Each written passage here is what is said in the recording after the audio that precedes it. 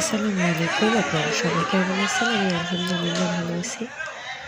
তো এই দেখেন, এটা হচ্ছে বরিশালের ব্রজমোহন বিদ্যালয় বা বিএম স্কুল। তো এখানে আমার ছোট ফুপুদের বাসা। এখানে আমি আসছি আজকে, আমাদের একটা বারবিকিউ পিকনিক আছে এজন্য। তো সব চাচাতো, মামাতো, ফুফাতো বোনেরা মিলে এই পিকনিকটা করবো, এজন্য আসছি। তো আমার ফুফাতো বোনের হাজব্যান্ড, তিনি এই পিকনিকের ব্যবস্থা করছে। তো সব বোনেরা আজকে একসাথে হয়েছি। তো এই যে আমি চলে আসছি, কারণ আমার বাড়ি একটু দূরে বরিশাল সদর থেকে, এর জন্য আর কি আমি আসতে আসতে আসরের সময় হয়ে গেছে, কারণ বারবিকিউ পিকনিকটা তো রাত্রিবেলা হবে এর জন্য। তো এই যে দেখেন, এখানে চলে আসছি আমার ছোট ফুপুদের বাড়ি, কারণ আমার ফুপা আবার হচ্ছে বিএম স্কুলে টিচারই করে, এর জন্য আর কি তারা এই কোয়ার্টারেই থাকে।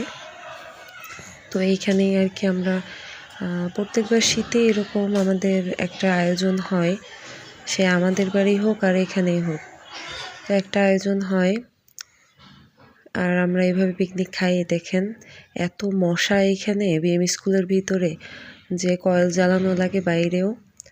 তো এই যে আমার বড় ফুপু মেয়ের হচ্ছে হাজব্যান্ড, মানে আমাদের ভাইয়া, সেই যে আগুন জ্বালানোর প্রস্তুতি চলতেছিল, আর সবাই তো চলে আসছে পিকনিক খাওয়ার জন্য।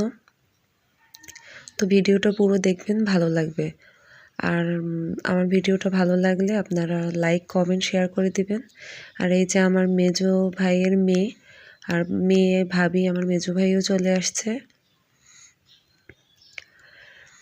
আমার ছেলে এই যে ওর মামা বাদাম, তারপরে খুরমা এগুলো আনছিল, এজন্য খাচ্ছিল সবাই মিলে।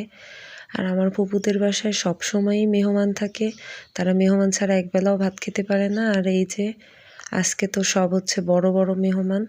ওইটা আমার ফুফাতো বোনের মেয়ে, আর ওইটা আমার মেজো ভাইয়ের মেয়ে, আর এটা তো আমার ছেলে, তো ওকে তো চেনেনি সবাই। তো আরও অনেকে আছে, আমার চাচাতো বোন আছে, ওরাও আসছে কুষ্টিয়া থেকে। তো এই যে সবাই বাইরে বসে গেছে, সব বোনেরা মিলে আড্ডা দিচ্ছিল আর দেখতেছিল। আর এই যে মেরিনেট করা বারবিকিউর মুরগি, অনেক মানুষ, এর জন্য প্রায় 9টা মুরগি লাগছে। তো 9টা মুরগিতে তো বোঝেনি কতগুলা পিস হয়। তো এই যে এর জন্য 2টা চুলা জ্বালাই দিছিল, এদিকে একটা কয়লা করতেছিল, ওদিকেও একটা করতেছিল। এইটা আর কি শিকের মতো মানে বানাইছে, যাতে এগুলোতে বেশি দেওয়া যায়। তো এই যে বারবিকিউগুলো উল্টাই উল্টাই দিচ্ছিল, এত সুন্দর ঘ্রাণ বের হয়েছিল যে মানে দেখেই খেতে ইচ্ছা করছিল। তো এই যে দেখেন, এখানে এইভাবে শিকের মতো দিছে, যাতে একবারে অনেকগুলো দেওয়া যায়, কারণ অনেকগুলো প্রায় 72 পিস মতো করা হয়েছে মুরগির পিসগুলা।